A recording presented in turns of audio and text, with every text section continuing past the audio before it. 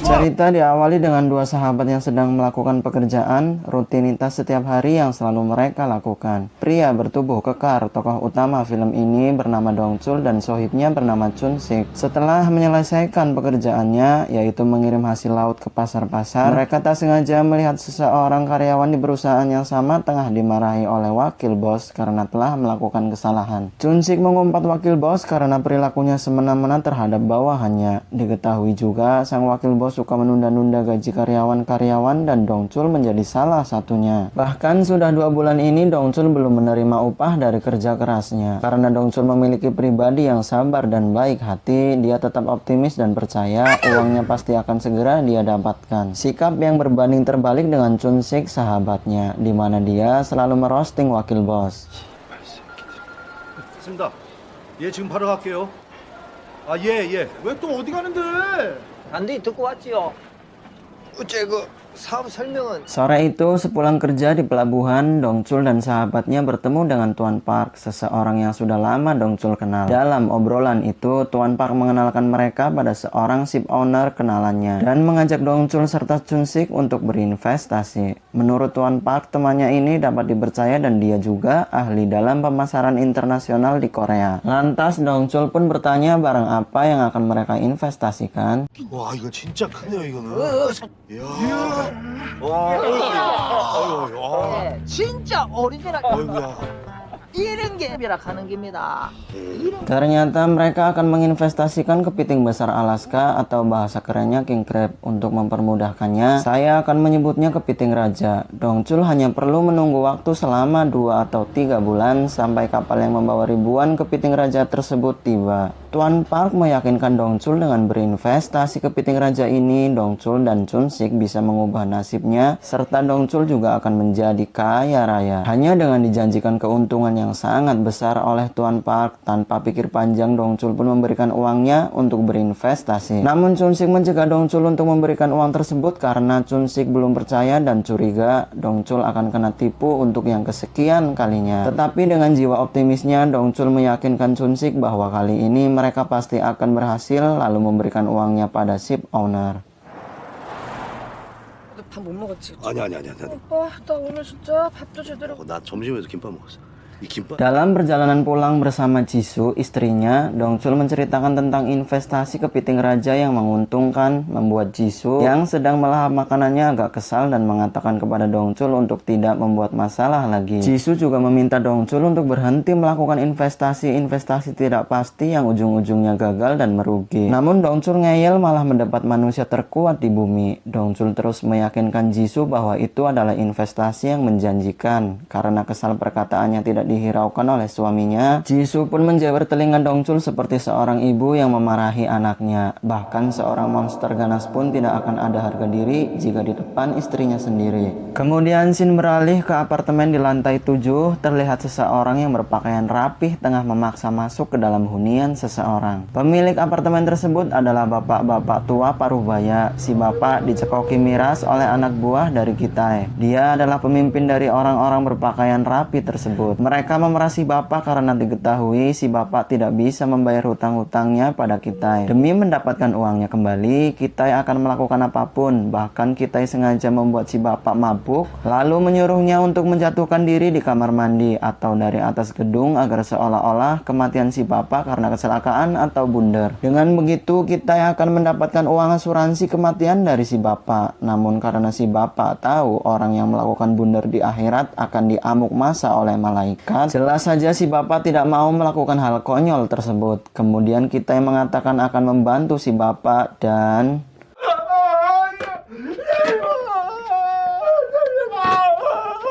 이거 천만 원 더.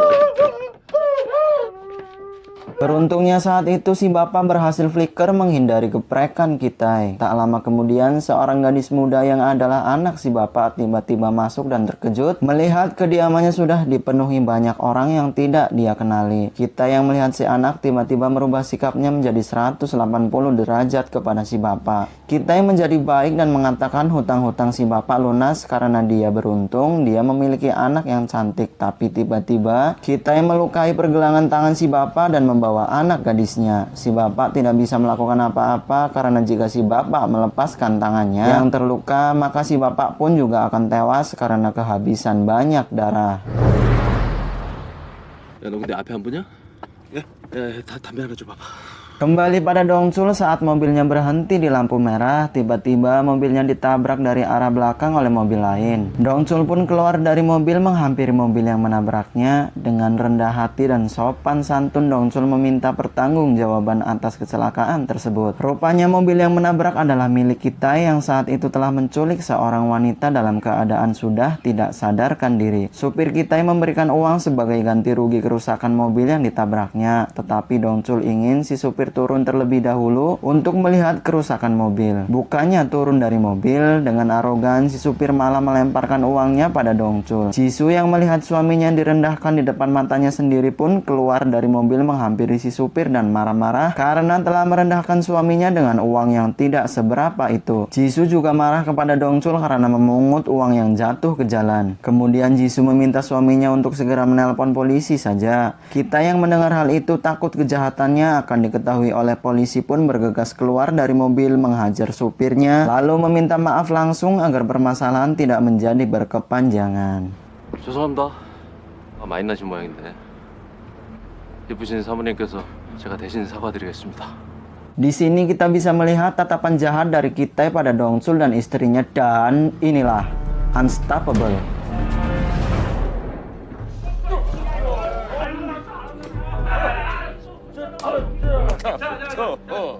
Cerita berlanjut pada Dongsul yang masuk ke ruangan wakil bos untuk meminta gaji 2 bulan yang belum diterimanya. Wakil bos menolak dan beralasan bahwa keadaan perusahaan saat ini sedang tidak stabil. Dongsul memohon untuk memberikan gajinya karena keadaan Dongsul sekarang sedang sangat kesulitan. Dongsul meminta setidaknya wakil bos memberikan setengah gajinya dulu. Namun wakil bos hanya memberikan 20% saja dari gaji yang diterima Dongsul. Mau tidak mau Dongsul menerimanya karena si wakil bos mengancam akan memecatnya. 벌써 한 달이 다 돼가잖아.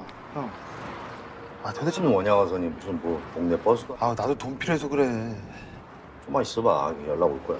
3 bulan kemudian, Dongsul dan Chun-sik yang sedang makan siang di minimarket membicarakan soal investasi mereka yang sampai saat ini belum ada kabar baiknya. Chun-sik memiliki firasat buruk akan hal ini. Chun-sik juga mengatakan jika Dongsul kali ini membuat masalah lagi, maka Jisoo pasti akan sangat marah kepadanya. Namun Dongsul tetap optimis meyakinkan sahabatnya untuk tetap tenang dan menunggu. Selang beberapa menit berlalu, telepon Dongsul berdering. Tuan Park menelponnya untuk memberikan berita buruk di mana saat ini kapal yang membawa ribuan kepiting raja hasil investasi Dongsul nyasar. Bukannya masuk ke Korea tetapi malah masuk ke perairan Cina. Dan sekarang kapal tersebut disita oleh negara Cina karena adanya urusan diplomatik. Tuan Park meminta Dongsul untuk bersabar dan menunggu lebih lama lagi karena permasalahan ini akan segera selesai setelah Presiden Korea turun tangan. Mendengar kabar tersebut, seketika Dongsul pun lemas tak berdaya. Dongsul meminta Chun-sik mengantarkannya ke kantor kepresidenan untuk memohon pertolongan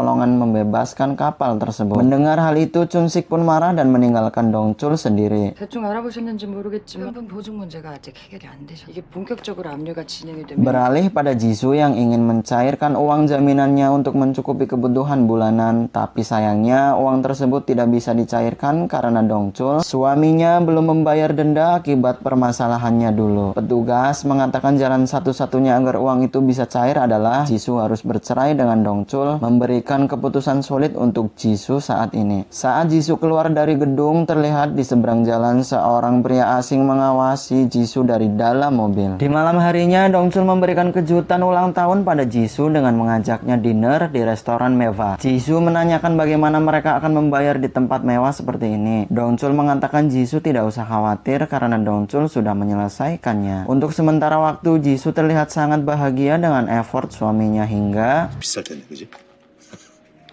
그리고 이 가게가 Jisoo pun memulai pembicaraan tentang perceraian. Dongchul terkejut dan bertanya balik mengapa mereka harus membicarakan soal perceraian di saat seperti ini. Jisoo bercerita bahwa tadi sore dirinya datang ke firma hukum karena masalah yang menimpa mereka. Jika mereka tidak bisa membayar uang sewa bulan ini, maka orang-orang dari firma hukum akan mengambil properti yang ada di rumah. Kembali Dongchul menenangkan istrinya dan berkata akan segera menyelesaikan masalah ini sesampainya kapalnya tiba. Jisoo yang tidak tahu apa-apa soal kapal menanyakan kapal apa yang Dongchul maksud. Akhirnya Dongchul menceritakan semua pada istrinya bahwa dirinya telah berinvestasi pada kapal yang membawa kepiting raja. Dongchul ingin menyenangkan hati istrinya. Dongchul juga ingin orang-orang memanggil Jisoo nyonya. Selama ini Jisoo sudah banyak menderita. Saat Dongchul menyebutkan nominal yang telah diinvestasikannya senilai 1M lebih, sontak Jisoo pun mulai jengkel pada Dongchul dan 야 감독장! 그래서 이거 아니라 킹크랩 말이야. 킹크랩. 야! 아, 제발 걱정하지 말라니까.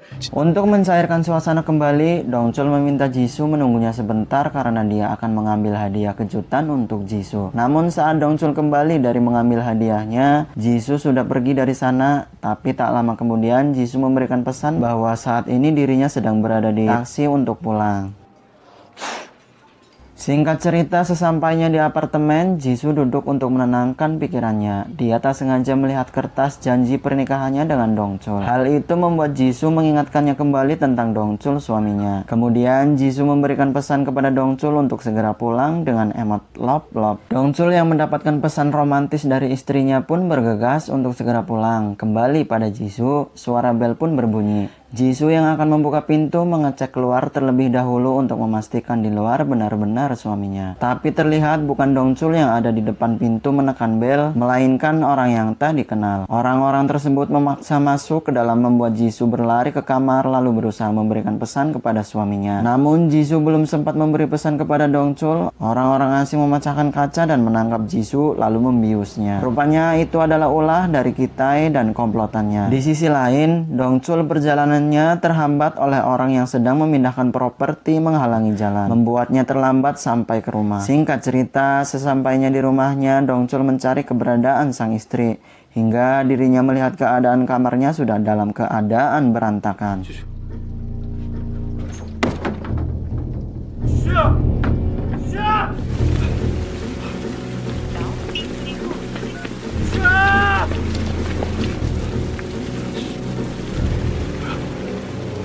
Keesokan harinya Dongchul melaporkan penculikan istrinya ke kantor polisi. Detektif Kim yang mengecek bukti CCTV mengatakan CCTV di apartemen semalam telah disabotase membuatnya kesulitan untuk menemukan pelakunya. Namun sebelum CCTV dirusak, terlihat seseorang yang mencurigakan terekam CCTV. Sayangnya karena waktu itu kondisi gelap dan sedang turun hujan, Detektif Kim tidak bisa mengidentifikasi plat nomor mobil yang digunakan pelaku. Detektif Kim akan menghubungi Dongchul untuk setiap perkembangan informasi lebih lanjut. Saat keluar dari kantor polisi, Dongchul menerima telepon dari Kitai yang mengancamnya akan membunuh sang istri jika Dongchul melaporkannya lagi ke polisi. Dongchul berjanji akan melakukan apapun untuk mengembalikan istrinya. Kitai mengatakan telah meninggalkan kartu alamat di kulkas untuk mereka bisa bertemu hari ini di jam 2 siang. Singkat cerita, sesampainya di tempat yang ada di alamat, Dongchul diarahkan oleh pelayan restoran Blood Ikeon untuk duduk di tempat yang sudah dipesan oleh Kitai. Hampir 1 jam Dongchul duduk di sana menunggu, namun tidak ada orang yang datang menemuinya. Tidak lama kemudian telepon yang berada di mejanya berdering. Saat Dongchul mengangkatnya, Kitai mengatakan pada Dongchul untuk mengecek tas yang berada tepat di depannya. Tas tersebut berisi uang sebagai bayaran tubuh istrinya. Dongchul kebingungan dengan apa maksud dari semua ini. Dongchul hanya ingin istrinya kembali. Kitai menawarkan uang itu untuk Dongchul menjual istrinya. Kitai mengira Dongchul seperti kebanyakan orang-orang di luar sana, karena sebelumnya tidak ada orang yang pernah menolak tawaran tersebut darinya. Namun berbeda dengan Dongchul ini, dia sangat menyayangi istrinya.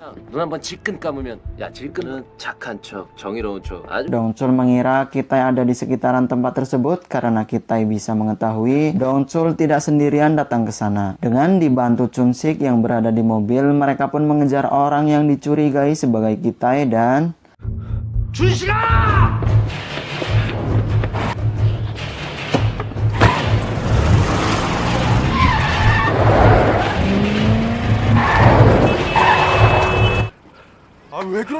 Ternyata mereka salah sasaran karena kita saat ini sedang berada di tempat yang jauh. Singkat cerita, Dongchul dan Chunsik membawa uang ke kantor polisi untuk dijadikan barang bukti agar Dongchul segera mendapatkan informasi lebih lanjut tentang orang yang menculik istrinya. Detektif Jang membantu Detektif Kim untuk menyelesaikan kasus Dongchul, tapi Detektif Jang malah mengira Dongchul sengaja menjual istrinya. Blok. Kalau iya Dongchul menjual istrinya, ngapain repot-repot ke kantor polisi, Pak? Untung polisi Indonesia tidak begitu.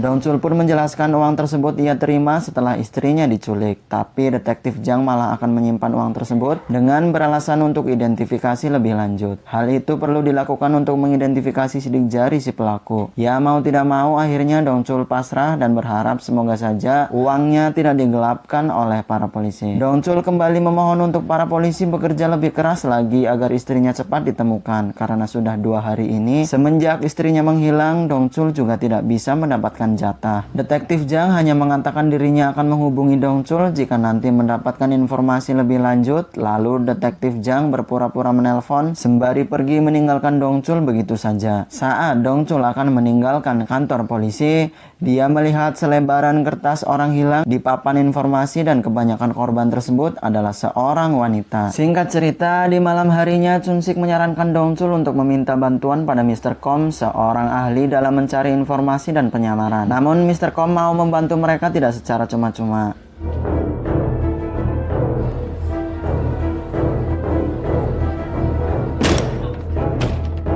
Keesokan harinya Dongchul pergi menemui wakil bos. Dengan rendah hati dan sopan santun dia meminta gaji yang belum dibayarkan kepadanya. Namun wakil bos malah memaki-maki dan menyuruh suruhannya untuk mengusir Dongchul dari sana.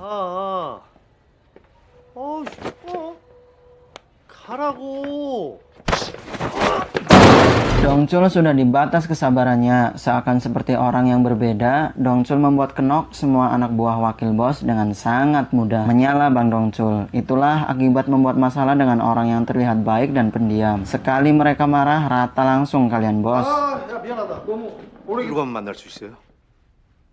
헬리콥터 하는 애들 좀 알지?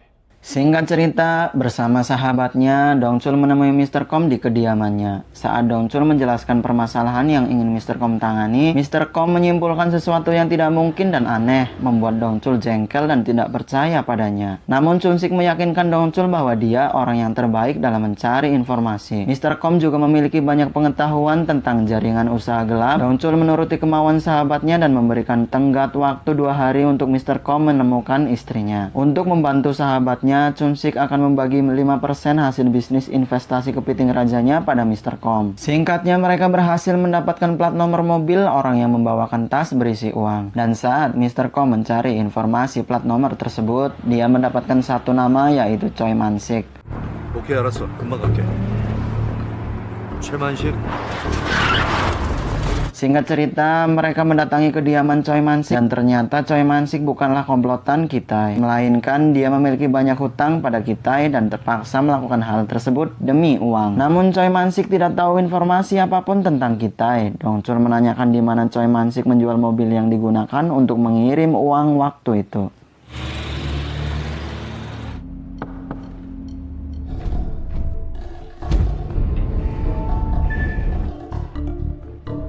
Setelah mendapatkan alamat dari Choi Man-sik, sampailah mereka ke tempat bawah tanah yang ternyata di dalamnya berisi usaha judai dan prostituti, serta juga jasa pinjaman uang mekar. Petugas wanita menawarkan narko dan obat-obatan lainnya. Namun Dongchul langsung mengatakan dia hanya ingin tahu informasi tentang plat nomor mobil orang bernama Choi Man-sik. Petugas wanita yang mendengar mereka hanya menginginkan informasi mencurigai mereka adalah seorang detektif. Langsung petugas wanita menyuruh para penjaga untuk mengajar Dongchul and the gang. Mr. Kom meminta Dongchul dan Chunsik untuk berdiri di belakangnya karena dirinya akan menghadapi para penjaga sendirian.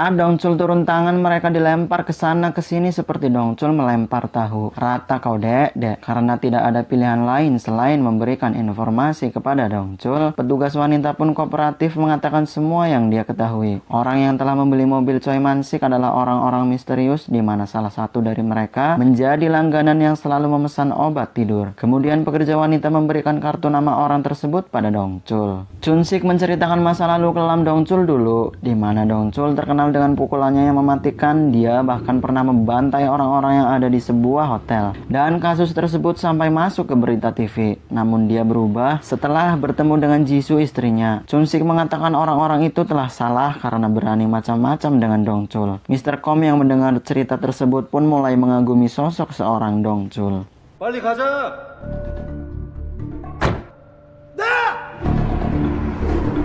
Di malam itu juga, sampailah Dongchul ke tempat yang ada di kartu nama. Namun kembali Dongchul tidak menemukan apapun karena orang tersebut telah pindah dari sana. Ketika Dongchul akan masuk ke dalam mobilnya, dia melihat seorang pria yang mengantar 3 wanita. Fokus kepada prianya, Dongchul seperti tidak asing dengan wajah pria tersebut. Dan saat Dongchul mengintip ke dalam mobilnya, dia melihat kartu alamat restoran Blood Ikeon. Kartu alamat yang sama seperti yang Kitai berikan kepadanya. Dongchul mencoba mengingat lagi dan ternyata pria tersebut adalah seseorang yang menghadang mobil Dongchul saat sebelum istrinya diculik. Singkatnya, saat pria itu kembali ke mobil, Dongchul berusaha menangkapnya, tapi si pria berhasil menyalakan mobil dan melarikan diri.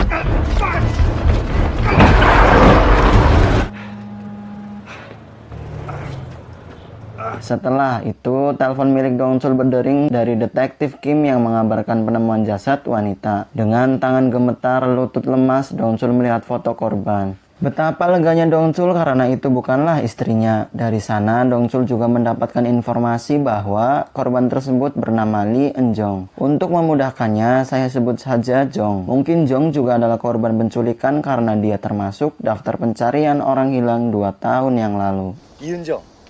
그 실종 2015년 4월경에 나이가 30세인데 만으로 28. 중요한 거는 이 여자. Mr. Kom tahu informasi tentang Jong. Dia adalah seorang istri yang mengalami kecelakaan sampai mengakibatkan dirinya koma. Dan pada saat 2 tahun yang lalu dirinya menghilang, semua polisi Korea berusaha mencari, tetapi kemudian gagal. Setelah waktu berlalu, kasus tersebut pun menghilang dan saat semua orang akan melupakannya, orang yang mengaku suami dari Jong muncul datang ke kantor polisi dan ingin menyerahkan diri. Singkat cerita, mereka pun menemui suami Jong. Dongchul menceritakan bahwa istrinya telah diculik dan meminta tolong pada suami Jong untuk membantu memberikan informasi padanya. Suami Jong bercerita waktu itu dirinya diculik oleh Kitai. Kitai memberikan uang yang banyak kepadanya untuk menjual istrinya dan berkata berhentilah menjadi munafik di depan orang-orang. Suami Jong pun menerima uang tersebut. Suami Jong menangis karena sangat menyesali perbuatannya waktu itu. Saat Dongchul akan pergi, suami Jong memberikan berkas-berkas yang mungkin akan membantunya. Saat Dongchul membuka berkas-berkas tersebut, dia menemukan kartu nama orang yang sama tetapi berbeda perusahaan. Tiba-tiba Dongchul dan Chun-sik dikejutkan dengan suami Jong yang bundar di depan matanya.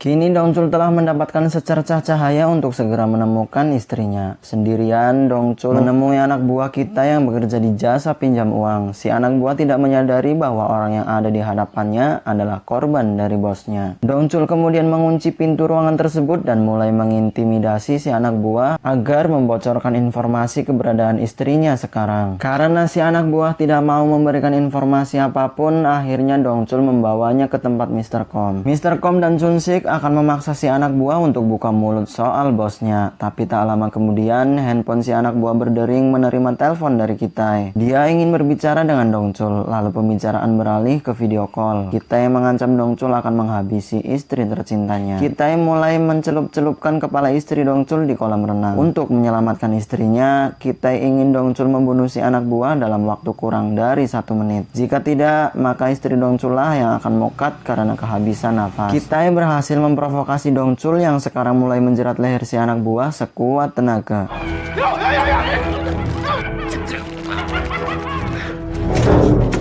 Kitai yang percaya bahwa si anak buah telah tewas lalu meminta uangnya kembali untuk menukarkan istrinya. Sebenarnya Dongchul tidak benar-benar menghabisi si anak buah. Dongchul telah menekan arteri si anak buah agar pingsan. Dan sekarang untuk menyadarkan si anak buah, mereka harus mengalirkan peredaran darahnya ke kepala.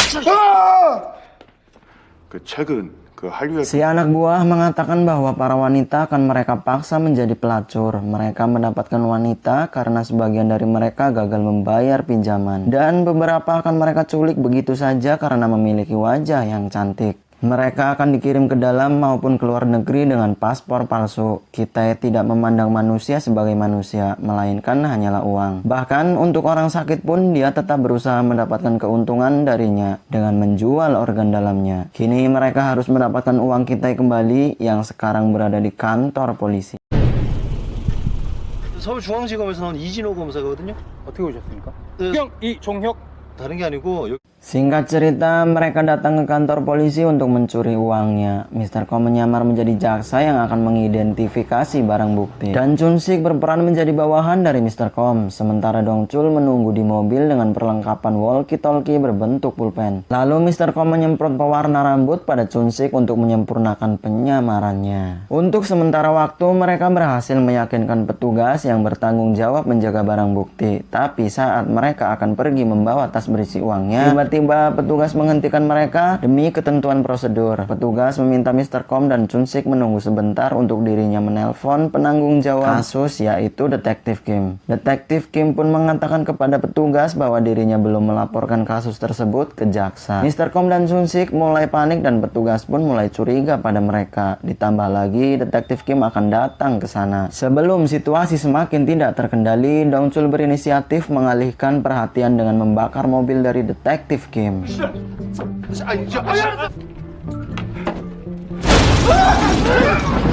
Mr. Kom dan Chun-sik berhasil memanfaatkan kesempatan dengan baik. Mereka berhasil melarikan diri dengan uangnya dan selanjutnya Dongchul menelpon Kitai untuk memberitahukan bahwa dirinya berhasil mendapatkan uangnya kembali. Lalu Kitai memberi alamat untuk mereka bertemu. Namun Kitai adalah orang yang licik. Dia menyuruh tangan kanannya untuk membunuh istri Dongchul setelah mereka mendapatkan uangnya kembali. Kembali pada Dongchul, Detektif Kim menelponnya untuk menuntut atas perbuatannya. Demi istri tercintanya, Dongchul siap mempertanggungjawabkan semua perbuatannya pada Detektif Kim dan kepolisian. Tapi Dongchul meminta kesempatan untuk menyelamatkan istrinya terlebih dahulu. Di sisi lain, Jisoo yang terkunci di dalam ruangan bersama anak perempuan si bapak tua bernama Soyeon melihat sebuah jendela untuk mereka bisa melarikan diri. Jisoo mulai melepaskan baut-baut teralis agar mereka bisa pergi dari sana. Tapi saat mereka akan melepaskan baut yang berada di atas, mereka membutuhkan pijakan untuk bisa meraihnya. Mengambil dipan sebagai pijakan, mereka malah menjatuhkan barang-barang hingga suaranya terdengar oleh si penjaga. Untuk mempersingkat waktu, mereka membuka paksa teralis dengan menariknya secara bersamaan. Namun mereka hanya bisa membuat lubang kecil yang hanya muat satu orang saja. Singkat cerita, Jisoo berhasil keluar, namun penjaga datang memergoki aksi mereka. Beruntung, Jisoo sudah keluar dan lari dari sana. Saat lengah, Soyeon memukul si penjaga sampai pingsan, tapi sayangnya, Kitai dan tangan kanannya telah datang ke sana.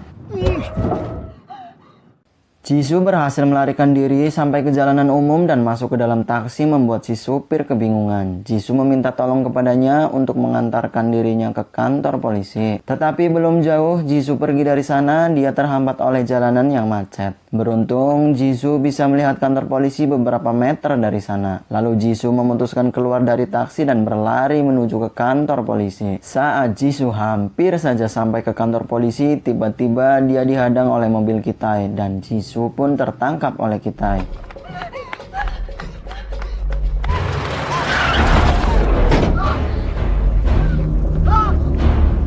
Di sisi lain, Dongchul and the gang telah sampai di markas Kitai. Bogeman demi bogeman pun tak terhindarkan lagi. Dongchul membuat mereka semua babak belur, bahkan tangan kanan Kitai sendiri pun tidak sulit untuk seorang Dongchul mengalahkannya. Setelah selesai membereskan para cecunguk-cecunguk Kitai, tibalah Dongchul di sebuah ruangan dan memasukinya. Itu adalah ruangan bekas Jisoo disekap. Karena memiliki ikatan batin dengan istrinya, insting Dongchul tahu bahwa istrinya berusaha kabur dari sana melewati melewati jendela tersebut. Di sisi lain, Mr. Kom dan Chun Sik berhasil menyelamatkan gadis-gadis yang akan dibawa oleh anak buah Kitai, dan tak lama kemudian para polisi yang dipimpin oleh Detektif Kim dan Detektif Jang datang mengamankan para pelaku.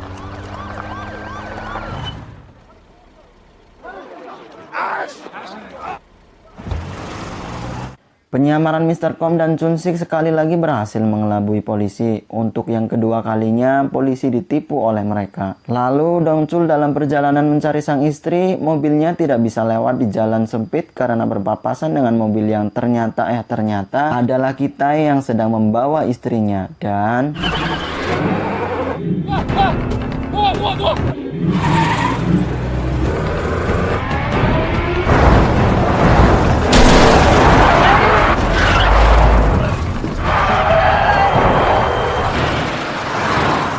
tanpa mengetahui istrinya berada di dalam mobil bersama Kitai, Dong Chul terus menabrakkan mobilnya pada mobil Kitai. Namun kemudian Kitai menantang Dong Chul untuk menabraknya lagi lebih keras, sembari memperlihatkan istrinya. Melihat sang istri ada di dalam mobil Kitai dan Dong Chul tidak mau istrinya terluka, Dong Chul pun menyalip mobil Kitai mencoba menghentikan mobil dari depan. Dong Chul terus menekan mobil Kitai untuk berhenti melaju sampai membuat mobil Dong Chul kehilangan kendali dan keluar dari jalan.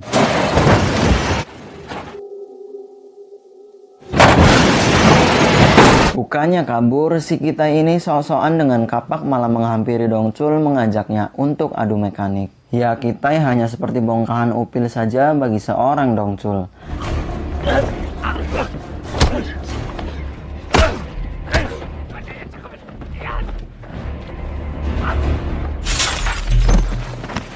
Setelah puas menghajar Kitai sampai babak-babak belur-belur, Dong Chul pergi menghampiri istrinya dan meminta maaf karena keterlambatannya. Bagaimanapun juga sang istri adalah satu-satunya orang yang paling ditakutinya. Singkat cerita, kasus penangkapan Kitai dan komplotannya menjadi viral dan Dong Chul menjadi bagian penting keberhasilan dari investigasi tersebut. Serta juga kapal yang membawa 8 ton kepiting raja hasil investasi Dong Chul dan Chun Sik pun dibebaskan. Seketika itu merubah kehidupan Dong Chul dan istrinya menjadi lebih baik lagi. Keluar dari mobil Mercedes-Benz mewah, sang istri dipanggil nyonya oleh pekerja yang membukakan pintu mobilnya. Karena sekarang Dong Chul memiliki restoran Binatang 5 dengan menu utamanya adalah kepiting raja, di mana Chun Sik menjadi manajer, Mr. Kom menjadi kepala koki, Soyeon menjadi waiters.